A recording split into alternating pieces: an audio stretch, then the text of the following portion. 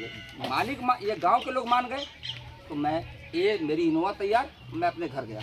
ये बोलेंगे कि नहीं हमको सड़क चाहिए, तो मैं आज बता दे रहा हूँ आपको अंतिम बात, चक्का नहीं हिलने दूंगा।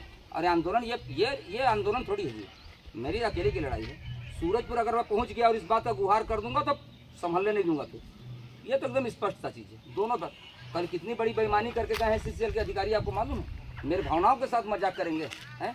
और ये भारतीय जनता पार्टी के जो लोग नेतागिरी कर रहे हैं यहाँ पर, परसों आप क्या चिट्ठी जारी करते हैं कि 5 करोड़ 17 लाख रुपए सेंक्शन हो गया।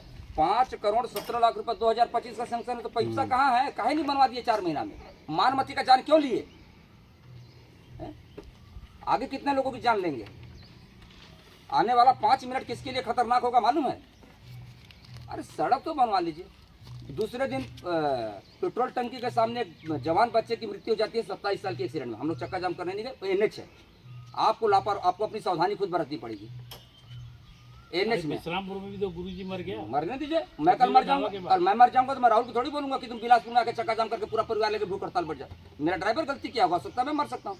लेकिन पैदल चलने वाला व्यक्ति अगर सुरक्षित नहीं हो, भी महिला जैसी जाति जिसपे आप ये भी आरोप नहीं लगा सकते कि शराबी पीती है, वो मर रही हैं, आप किसकी सुरक्षा की बात करेंगे अब आप? और वो आंदोलनकारी महिला थी, उसने आंदोलन किया इस सड़क के लिए, उसका सपना कौन साकार करेगा? हर धार्मिक मंच से हम लोग जा करके और पवित्र मंच से जाकर नवरात्रि के उसमें जा करके मेरी माँ बहन बेटी के रक्षा सुरक्षा की जिम्मेदारी मेरी है। क्या जिम्मेदारी मेरी है?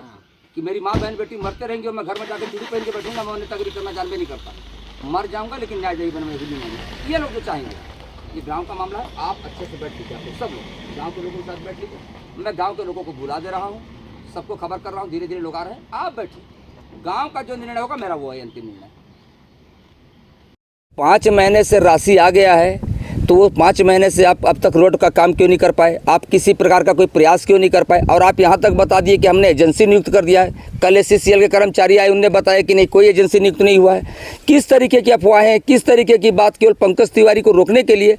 यदि किसी को इस बात का भ्रम है कि मैं ऐसा करके विधायक बनने निकला हूं, तो मेरा सवाल इस बात से है क्या इससे पहले जो लोग विधायक बने थे उनने 2.5-3 साल 4 साल 5 साल 6 साल ऐसा मेहनत किया था जो मेहनत मैं कर रहा हूँ?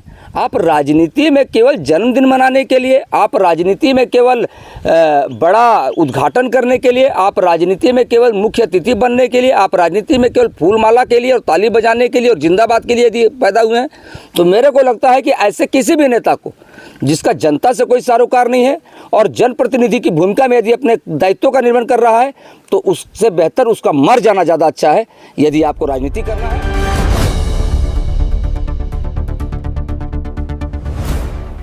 एक जंग होती है खुद के लिए, एक जंग होता है अपने परिवार के लिए, एक जंग होता है अपने समाज के लिए। लेकिन आज जिले के लिए जो जंग लड़ रहे हैं वो शख्सियत हमारे बीच हैं, पंकज तिवारी भैया। झूमरपारा यहाँ से करंजी तक ओवरलोडेड ट्रकें चलती हैं, कोयले से भरी, कोयले की साइडिंग है करंजी में, रेलवे साइडिंग।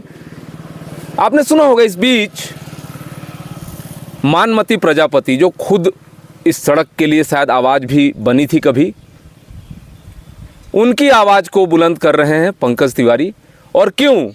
बहन भी मानते थे पहले से भी। ये अकेले इनकी लड़ाई नहीं है, ये लड़ाई उस सिस्टम के खिलाफ है जहां सिस्टम पंगु हो जाता है। सारी चीज़ें देखने के बाद भी बड़े बड़े आला अधिकारी, चाहे प्रशासनिक हो चाहे शासकीय अधिकारी हो, सिस्टम से जुड़े हुए हों, सत्ता से जुड़े हुए हों, उनको ये सब चीज़ें दिखाई नहीं देती हैं। इन तथ्यों को लेकर, इस सच्चाई को लेकर क्या कहना है पंकज तिवारी का, आइए हम जानते हैं। जो कल से लगातार यहाँ हड़ताल पर बैठे हुए हैं, कल रात देर रात तक काफ़ी तादाद में महिलाएं, ग्रामीण भी यहाँ मौजूद रहे। ये मांग के संबंध में अभी तक कोई चर्चा हुई है पंकज भैया किसी से? सबसे पहले इंडियन रिपब्लिक न्यूज़ को बहुत बहुत आभार, धन्यवाद कि आप यहाँ तक आए और आप ग्रामीणों की आवाज़ बनने आए, हम लोगों की आवाज़ को बुलंद करने आए, हम लोगों को ताकत देने आए कि हम लोग न्याय की लड़ाई को लड़ सकें और जीत सकें। स्वर्गीय मानमती प्रजापति जी करंजी से झूमरपारा के इस बदहाल सड़क को, इस खस्ताहाल सड़क को दुरुस्त करने के लिए लगातार आंदोलन करती रही और बहुत उत्साही महिला रही हैं। वो एक मेरी बहन भी थी। मृत्यु से पहले भी उनके यहाँ कई बार हम लोगों का आना जाना रहता था। वो सदा मेरे से भैया भैया कह करके मुझे बहुत स्नेह देती रही। इसी खस्ता हाल सड़क ने, इसी बदहाल सड़क ने माँ स्वर्गीय मानमती जी के को मौत के काल में समाने का वो जो अवसर दिया, ये खस्ता हाल सड़क का परिणाम रहा। हम लोग की मांग केवल एक है कि सड़क बनाइए, इसके बाद आप कोयला का परिवहन करिए। आज आप देखिए कैसी कैसी परिस्थिति निर्मित हो रही है। हम धूल खा रहे हैं, हमारा फसल चौपट हो रहा है, हमारे बच्चे भयक्रांत हैं, हमारी माँ बहन बेटी स्कूटी में चलने से डर रही हैं। जवान बच्चा जब तक मोटरसाइकिल से घर नहीं आ जा रहा है, उसके माँ बाप को कितना भय की स्थिति बनी है। उसके बाद आप कोयला ले जा रहे हैं, पैसा आप कमा रहे हैं, SCCL कमा रहा है। हमारे लोगों को क्या मिल रहा है? मौत। हमारी न्याय की लड़ाई है, हम अंतिम लड़ाई, और हम स्वर्गीय मानमती जी के सपने को साकार करने, हम उनके आंदोलन को सफल बनाने निकले हैं। और हम जब तक यहाँ पर सड़क नहीं बन जाएगा तब तक मैं इसी परिस्थिति में बैठूंगा। और मैं एक बात और बता दूं, ये गांव की लड़ाई नहीं है, ये पंचायत की लड़ाई नहीं है, ये लोगों की लड़ाई नहीं है, ये समाज विशेष की लड़ाई नहीं है। ये लड़ाई अकेले मेरी है। इसको मैं न्याय दिलाने निकला हूँ और मैं अकेले लड़ने के लिए पर्याप्त हूँ। जो लोग इस काफिले में आना चाहते हो, जो लोग इसमें शामिल होना चाहते हो, जो अपना सर्वत्र कुछ चीज़ करना चाहते हो, उनके लिए रास्ते खुले हैं। इसमें राजनीति किसी भी प्रकार से नहीं होगा। दूसरी बात, एक समाचार पत्र में प्रकाशित हुआ, एक न्यूज़ चैनल के संवाददाता ने चलाया। मैं कितना बड़ा दुर्भाग्य मानता हूँ। आप देश के चौथे आधार स्तंभ माने जाते हैं। आपकी नैतिक जिम्मेदारी जनता के प्रति होनी चाहिए। आपकी नैतिक जिम्मेदारी उन लोगों के प्रति होनी चाहिए जो सुख और दुख में किस तरीके से अपना जीवन यापन कर रहे हैं। आप क्या करते हैं? परसों 9 तारीख को आप एक समाचार डालते हैं, और समाचार को किस तरीके से प्रकाशित करते हैं आप कि क्षेत्र के लोग खुशहाल हो गए, क्षेत्र में खुशी का लहर दौड़ गया, 5 करोड़ 17 लाख रुपए सेंक्शन हो गया। ये 5 करोड़ 17 लाख रुपए 30 दिसंबर 2025 को CMD कार्यालय बिलासपुर में 364वें मीटिंग में इस बात को प्रस्तावित किया जाता है कि 5 करोड़ 17 लाख रुपए CSR की मद से भटगांव को दिया जाता है। जब 5 महीने से राशि आ गया है तो वो 5 महीने से आप अब तक रोड का काम क्यों नहीं कर पाए? आप किसी प्रकार का कोई प्रयास क्यों नहीं कर पाए? और आप यहाँ तक बता दिए कि हमने एजेंसी नियुक्त कर दिया है। कल SCCL के कर्मचारी आए, उनने बताया कि नहीं, कोई एजेंसी नियुक्त नहीं हुआ है। किस तरीके की अफवाहें हैं, किस तरीके की बात केवल पंकज तिवारी को रोकने के लिए। यदि किसी को इस बात का भ्रम है कि मैं ऐसा करके विधायक बनने निकला हूँ, तो मेरा सवाल इस बात से क्या इससे पहले जो लोग विधायक बने थे उनने 2.5, 3 साल, 4 साल, 5 साल, 6 साल ऐसा मेहनत किया था जो मेहनत मैं कर रहा हूँ? आपको समझना है, आपको विचार करना है कि गंदी राजनीति जहाँ जहाँ पर समाहित होगी वहाँ पर क्षेत्र का विकास भी रुकेगा, लोगों को सही न्याय भी नहीं मिलेगा। हम तो न्याय के लिए निकले हैं। वोट देना नहीं देना आपका विचार है। ये कोई ऐसे थोड़ी बोल देता है कि मैं रात जग जाऊंगा तो मैं विधायक बन जाऊंगा, मैं किसी की मैं मदद कर दूंगा तो विधायक बन जाऊंगा। विधायक तो आपका मत है, आप पर्दे के अंदर जाके जिसको अपना मत देते हैं वो विधायक बनता है। मेरा दायित्व क्या है, मेरा धर्म क्या है, मेरा कर्तव्य क्या है? मेरा धर्म है कि कोई भी दुख से पीड़ित व्यक्ति, कोई भी कष्ट में हो, कोई आपदा विपत्ति में हो, तो मैं उसका आंसू पोंछ सकूं, मैं उस परिवार के साथ खड़ा हो सकूं। आप क्या काम कर रहे हैं? आप बड़े जनप्रतिनिधि के रूप में, आप छोटे जनप्रतिनिधि के रूप में, आप बरगला करके गंदी राजनीति करके आप सुख दुख में क्यों नहीं जाना चाहते? 3 मजदूर नयनपुर में मरते हैं, कोयला के धुएं के प्रदूषण से बंद कमरे में 2 एक छोटा बच्चा और उसके माँ पिता की मृत्यु हो जाती है। आप वहाँ पर नहीं पहुँच पाते हैं। आप राजनीति में केवल जन्मदिन मनाने के लिए, आप राजनीति में केवल बड़ा उद्घाटन करने के लिए, आप राजनीति में केवल मुख्य अतिथि बनने के लिए, आप राजनीति में केवल फूलमाला के लिए और ताली बजाने के लिए और जिंदाबाद के लिए यदि पैदा हुए हैं, तो मेरे को लगता है कि ऐसे किसी भी नेता को जिसका जनता से कोई सरोकार नहीं है और जनप्रतिनिधि की भूमिका में यदि अपने दायित्वों का निर्वहन कर रहा है, तो उससे बेहतर उसका मर जाना ज़्यादा अच्छा है। यदि आपको राजनीति करना है तो जनता के सुख दुख के साथ जुड़ करके उसके साथ आपसी सौहार्दपूर्ण वातावरण में उसके दुख सुख को समझते हुए आपको राजनीति करना पड़ेगा, तब आगे जाने की स्थिति में रहेंगे। उसके दुख सुख को समझते हुए राजनीति करना होगा। अर्थात लोकतंत्र की बहुत बड़ी बात आपने कही है। लोकतंत्र जनता से जुड़ा होता है और जनता की अपेक्षा रहती है कि हमारे जो प्रतिनिधि हैं वो हमारे लिए खड़े हों। आज आपको खड़ा होना पड़ रहा है यहाँ पे। ये कैसा सिस्टम है राजनीति का जो हमारे सूरजपुर जिले में एक इतिहास बनाने जा रहा है कि जन्मदिन मनाते हैं तो अधिकारी शामिल रहते हैं, उसमें लाव लश्कर दिखाया जाता है। वाकई में जनता क्या चाहती है? जनता के लिए नेताओं को खड़ा होना चाहिए जो आज सत्ता में है। होना चाहिए, खड़ा होना चाहिए जनता को। जनता के लिए ऐसे नेताओं को खड़ा होना चाहिए कि केवल मंच पे आसीन रहना चाहिए? वो तो फिर वो मंच में ही आसीन रहे हैं। जनता जवाब देगी, जनता देगी जवाब उनको। एक जो कहा जाए स्वच्छ राजनीति वो पंकज तिवारी के खिलाफ नहीं दिखाई देती है। इनको कुछ कारपोरेट जगत के जो मीडिया के लोग हैं या जैसा भी है, इनको फोकस नहीं किया जाता। आखिर किसके कहने पे? क्या मानते हैं ये क्या षड्यंत्र है?